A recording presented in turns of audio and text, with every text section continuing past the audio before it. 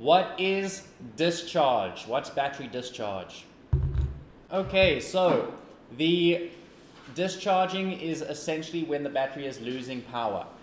Now you can have multiple types of discharge, which we'll talk about in a bit, but discharge can happen to the battery all on its own.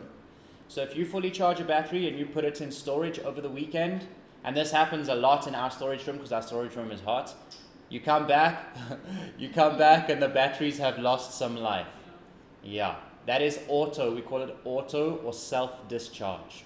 Okay, but the discharge that we're talking about here is when you're using the battery. Why? Because we need to know if we can charge the battery in these temperatures, and we also need to know if we can use the battery in these temperatures. Okay, and yes, luckily this battery, you don't have to put it in a special enclosed room with a fan or a heater to charge it, because the charging temperatures are the same as the using temperatures. You're saying that discharge in this case is whilst we are using the item? Yes. Or the drone in this case?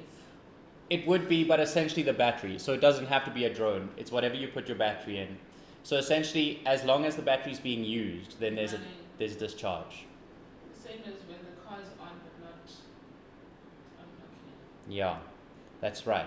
Anything that's using the power of the battery is discharge. Anything, actually more precisely, anything that is making the battery lose power, that's discharge. Okay.